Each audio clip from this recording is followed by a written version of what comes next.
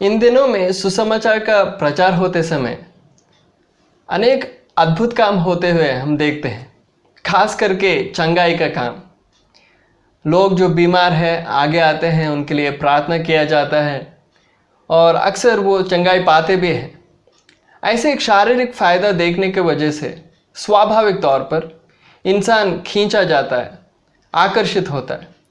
और जो सुसमाचार का प्रचार करते हैं, ऐसे प्रचारक लोग भी ऐसे प्रचार करते हैं कि प्रभु यीशु मसीह के पास आओ, प्रभु यीशु मसीह के ऊपर विश्वास करो, तब आपके बीमारी दूर होंगे, आपके समस्याएं दूर होंगी।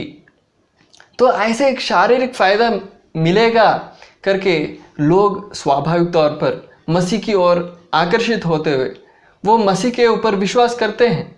वो कहते हैं प्रभु यीशु मसीह के ऊपर मैं विश्वास करता हूँ। लेकिन वो विश्वास क्यों करते हैं? किसके लिए करते हैं?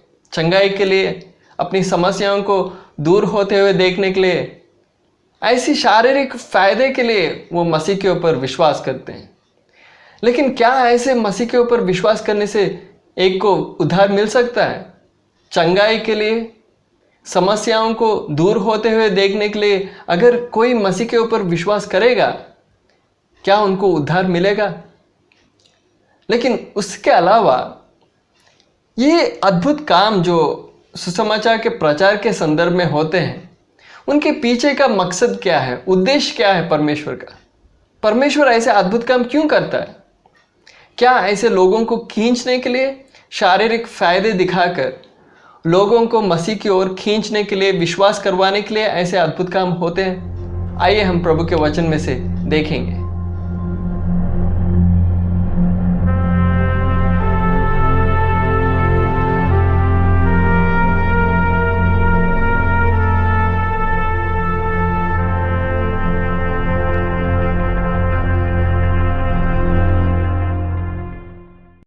यह अद्भुत काम जो सुसमाचार के प्रचार के संदर्भ में होते हैं, यह आज या कल शुरू नहीं हुआ, बल्कि शुरुआत में ही, कलीसिया के शुरुआत जो पहली शताब्दी में हुआ था, उसी शुरुआत के समय में ही ऐसे अद्भुत काम होने लगे। प्रेरित लोग जब सुसमाचार का प्रचार करते थे तो अद्भुत काम अक्सर होते थे। इसके विषय में हम परमेश्वर के वचन में हम स्पष्ट रीति से देख सकते हैं। तो आइए हम उसके लिए, उसके पीछे का मकसद परमेश्वर का क्या था करके समझने के लिए आइए हम प्रभु के वचन में से एक वचन पढ़ें। मरकुस रचित सुसमाचार 16वां अध्याय उसका 20वां आयत।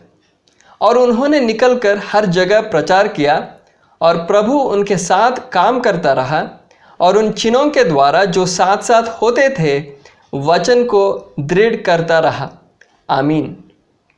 इस वचन में हम क्या देखते हैं कि प्रभु यीशु मसीह का स्वर्गारोहण होने के बाद, स्वर्ग में उठा लिए जाने के बाद, उनके चेले जो प्रेरित थे हर जगह जाकर यीशु मसीह के बारे में सुसमाचार को प्रचार करने लगे, लोगों को सुसमाचार सुनाने लगे।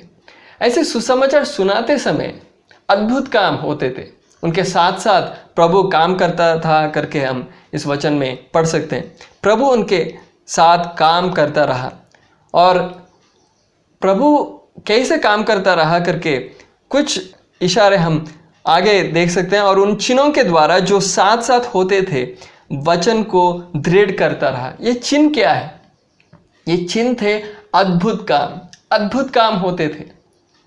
ईश्वरीय चंगाई या अद्भुत रीति से चंगाई भी होती थी, बीमार लोग चंगे होते थे, ये सच है, इसमें कोई गलती नहीं। तो प्रेरित लोग जब सुसमाचार का प्रचार करते थे, चंगाई होती थी। और इन चिन्हों के द्वारा जो साथ साथ होते थे वचन को दृढ़ करता रहा। प्रभु वचन को दृढ़ करता रहा। उसका मतलब क्या है?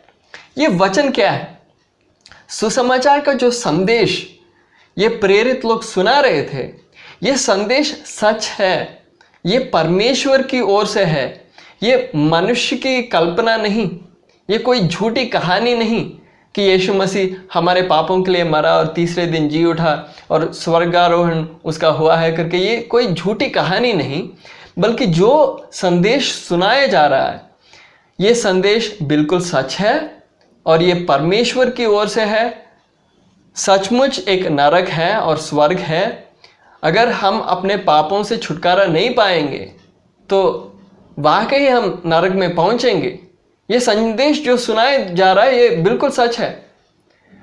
जब सुसमाचार हम सुनाते हैं, अक्सर लोग पूछते हैं, क्या आप नरक को देखा है, स्वर्ग देखा है? स्वर्ग और नरक इस दुनिया में ही है, परमेश्वर को देखा है क्या?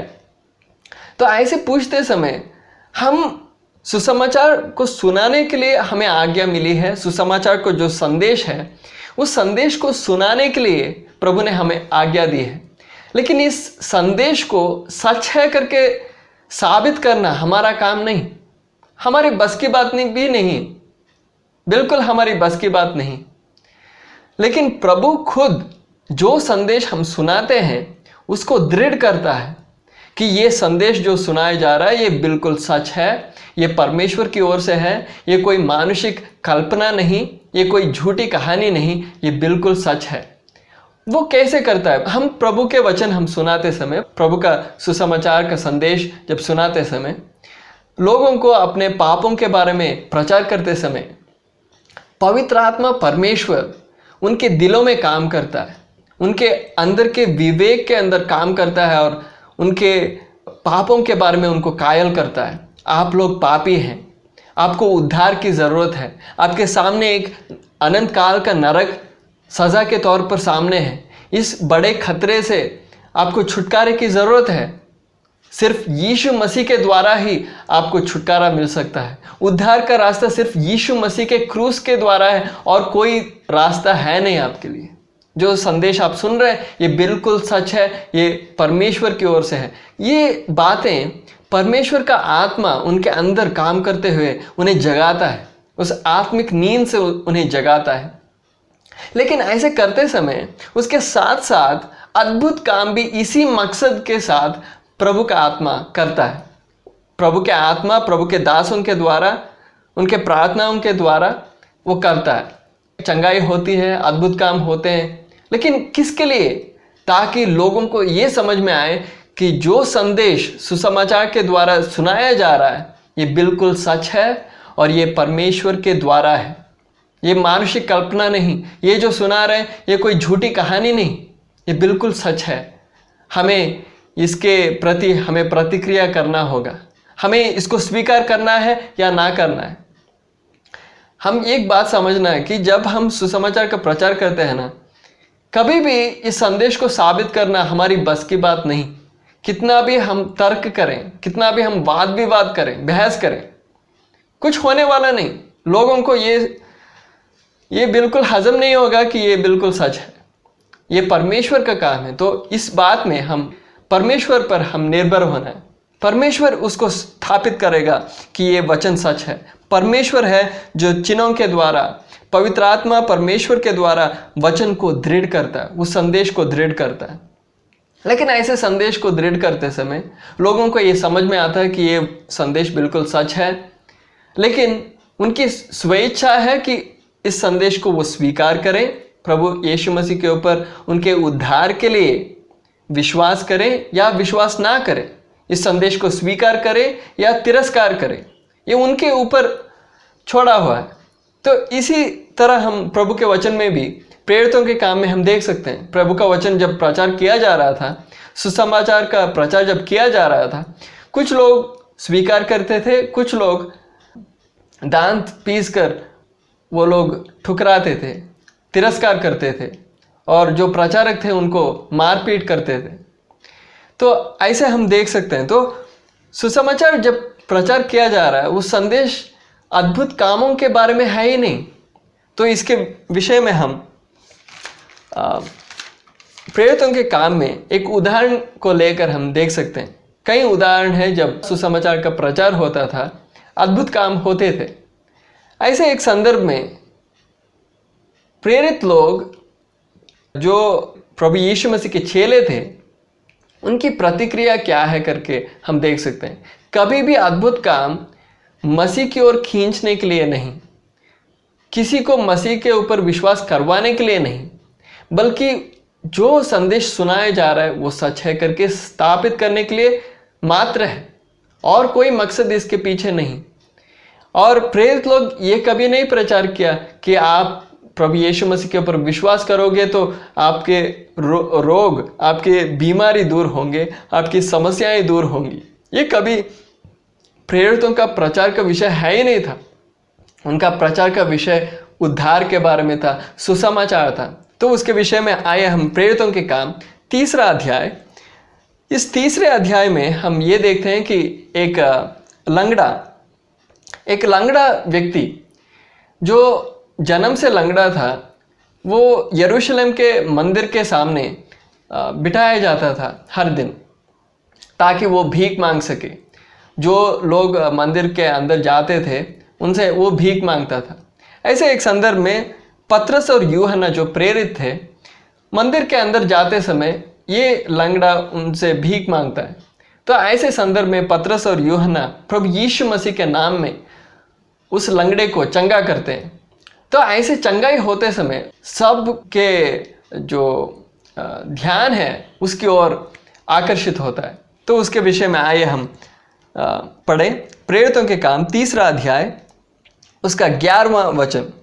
जब वो पतरस और यूहन्ना को पकड़े हुए था तो सब लोग बहुत आश्चर्य करते हुए उस ओसारे में जो सुलेमान का कहलाता है उनके पास दौड़े आए। तो इधर हम देखते हैं लोग आकर्षित हो रहे हैं।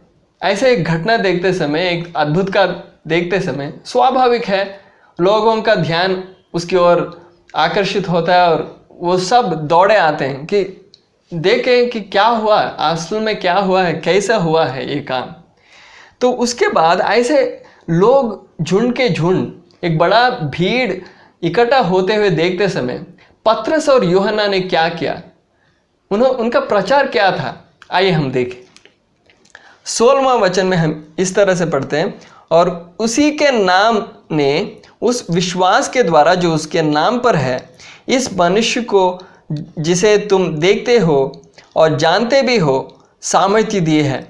उसी विश्वास ने जो उसके द्वारा है इसको तुम सबके सामने बिल्कुल भला चंगा कर दिया है। उसके नाम, किसके नाम हम जानते हैं, संदर्भ ये है प्रभु यीशु मसीह के बारे में प्रचार किया जा रहा है। तो प्रेरित लोगों ने क्या किया, हम ये देख रहे हैं कि लोगों का ध्यान उस अद्भुत काम की ओर आकर्षित हुआ, लेकिन प्रेरित लोग ये देखते हुए कर क्या रहे हैं, लोगों का ध्यान उस अद्भुत काम की ओर से यीशु मसीह की ओर आकर्षित कर रहे हैं। उनका ध्यान उस अद्भुत काम से यीशु की ओर खींच रहे हैं, कि ये बता रहे हैं कि ये अद्भुत काम हमारे खुद के बलबूते से नहीं किया, हमने यीशु मसीह के नाम से ये अद्भुत काम किया है। यीशु मसीह के नाम के ऊपर जो विश्वास है उस विश्वास के द्वारा ये अद्भुत काम हुआ है। लेकिन उसके बाद क्या ये प्रचार करें कि आप भी विश्वास करेंगे तो आपके बीमारी दूर होंगे, आपकी समस्याएं दूर होंगी? नहीं, ये बिल्कुल सुसमाचार का संदेश है ही नहीं। या आजकल हम देखते हैं कि एक नकली सुसमाचार प्रचार किया जा रहा है कि आप प्रभु यीशु मसीह की ओर आएंगे तो आपके दुख और मुसीबत दूर होंगे, समस्याएं दूर होंगी। ये कभी भी सुसमाचार का संदेश है ही नहीं। सुसमाचार का संदेश सिर्फ और सिर्फ उद्धार के बारे में है।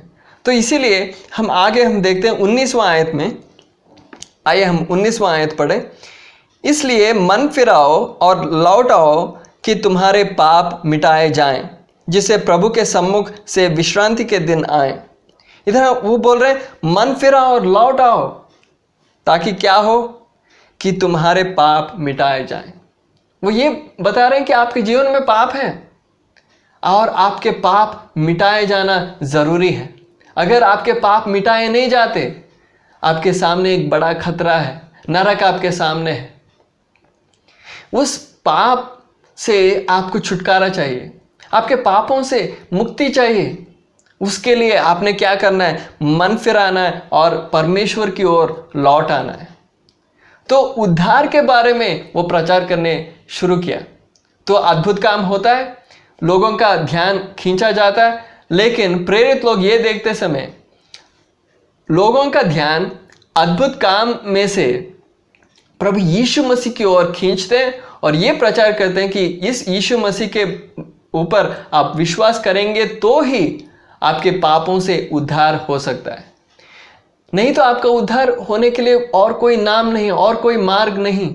आपको उद्धार की जरूरत है। तो उनका संदेश सिर्फ और सिर्फ उद्धार के बारे में था, कभी भी चंगाई के बारे में नहीं था, कभी भी समस्याओं का हल के बारे में नहीं था। प्रभु यीशु मसीह के ऊपर आप विश्वास करो, प्रभु यीशु मसीह के पास आओ करके बिल्कुल उनका प्रचार वही था, लेकिन चंगाई के लिए नहीं, समस्याओं को दूर होते हुए देखने के लिए नहीं, कभी भी नहीं। ये प्रेरितों का काम में हम देख सकते ही नहीं। लेकिन आजकल हमें इसे नकली सुसमाचार को देखते हैं कि आप प्रभु यीशु मसीह के ऊपर विश्वास करेंगे तो आपके समस्याएं दूर होंगे, आपकी बीमारी दूर होगी। ऐसे विश्वास करेगा तो भी, ऐसे लोग बीमारी से चंगाई पाएंगे तो भी, उनकी समस्याएं दूर होंगे तो भी, वो सब अच्छा है। अच्छा है कि उनकी बीमारी दूर हो गई, अच्छा है कि उनकी समस्याएं हल हो गई, लेकिन उनका उद्धार नहीं हुआ। नरक अभी भी उनके सामने ही है, वो खतरा में ही है। और अगर वो ऐसे सोचेंगे कि उन्होंने उद्धार पा लिया, सबसे बड़ा एक धोखा है, सबसे बड़ा एक धोखा। और अगर प्रचारक लोग भी ऐसे सोचते हैं, विश्वास करते हैं और प्रचार भी करते हैं कि ऐसे लोग जब विश्वास करते हुए आते हैं चंगाई के लिए और अन्य बातों के लिए प्रभु यीशु मसीह के ऊपर विश्वास करेंगे, तो अगर प्रचारक लोग भी प्रचार करते हैं कि ऐसे लोग उद्धार पाए हैं, तो सबसे बड़े धोखा देने वाले। तो हम ऐसा ना करें, ना करें। वफादारी से प्रेरित लोग वफादार थे, कभी भी अद्भुत काम के बारे में प्रचार नहीं किया, चंगाई के बारे में प्रचार नहीं किया। दुख मुसीबत हर एक इंसान के जीवन में है, उसका नाजायज फायदा हमने नहीं उठाना, वो नहीं है रास्ता। प्रभु खुद प्रभु यीशु मसीह की ओर खींचेगा। हमने नहीं सोचना कि ऐसे नहीं करेंगे तो लोग यीशु मसीह के पास कैसे आएंगे, उनको उद्धार की जरूरत महसूस ही नहीं होती। क्यों महसूस नहीं होती? महसूस करवाना हमारा काम नहीं, ये परमेश्वर का आत्मा का काम है। उसके ऊपर हमने निर्भर होना है, प्रार्थना करना, आंसुओं के साथ प्रार्थना करते, गिड़गिड़ाते हुए, बिचवाई के प्रार्थना करते हुए, प्रभु के ऊपर हम भरोसा रखते हुए प्रभु को प्रभु का काम करने देना है। प्रभु का आत्मा उनके दिल में काम करेगा। हम वफादारी से, वचन सच्चाई से हम प्रचार करेंगे तो प्रभु का आत्मा उनके दिल में काम करेगा, अद्भुत काम भी करेगा। अगर अद्भुत काम होते हुए तो भी इसी नमूने के अनुसार हम प्रेरित लोग जो किया वही हम भी करते हुए हमने ये बोलना है, मैं जो संदेश आपको बता रहा हूँ, नरक के बारे में बता रहा हूँ, उद्धार के बारे में बता रहा हूँ, प्रभु यीशु मसीह के बलिदान के बारे में मैं बता रहा हूँ, ये बातें सच है करके आपको समझ आना है। इसीलिए परमेश्वर मेरे द्वारा प्रभु यीशु मसीह के नाम में ये अद्भुत काम होने दे रहा है। ये अद्भुत काम इसीलिए हो रहे हैं, तो इसलिए आपको समझ आना है कि जो मैं बोल रहा हूँ ना, ये सच है। लोगों को ये समझ आना है, ऐसे हमने लोगों को समझाना है। ये नहीं कि ऐसे अद्भुत काम होते समय लोगों का नाजायज फायदा उठाते हुए हम ये बोलें कि आप लोग विश्वास करेंगे तो आपके जीवन में भी ऐसे अद्भुत काम होंगे, आप चर्च में आए, आप मसीह बन जाएं। नहीं, उन्होंने मसीह के पास आना है सिर्फ उद्धार के लिए, तभी उद्धार होगा। यही सुसमाचार का संदेश है। तो आइए हम वफादारी से हम सुसमाचार का प्रचार करें, शारीरिक फायदे दिखाते हुए लोगों को आकर्षित ना करें। प्रभु खुद हमारी लड़ाई लड़ेगा, क्योंकि लड़ाई प्रभु की है, काम प्रभु का है, सेवकाई प्रभु की है। तो हम सुसमाचार का प्रचार करते समय, नहीं तो आप एक साधारण विश्वासी हैं तो भी, आप एक व्यक्ति के साथ आप सुसमाचार को बांटते समय भी कभी भी शारीरिक फायदे दिखाते हुए उनका ध्यान खींचना नहीं। अद्भुत काम होते समय उनको ये बोलना, जो संदेश में बोल रहा हूँ ये सच है करके सबूत देने के लिए प्रभु ये काम किया है। इस संदेश के ऊपर आप विश्वास करें। आपको उद्धार की ज़रूरत है, उद्धार के लिए प्रभु यीशु मसीह के पास आएं, प्रभु यीशु मसीह के ऊपर विश्वास करें, आपका उद्धार होगा। ऐसे वफादारी से सुसमाचार का प्रचार करने के लिए हमें से हर एक की सहायता करें, हमें से हर एक को बल दें करके मैं प्रभु से प्रार्थना करता हूँ। उम्मीद करता हूँ इस संदेश के ज़रिए भी प्रभु आप सबको बहुतायत से आशीष दें।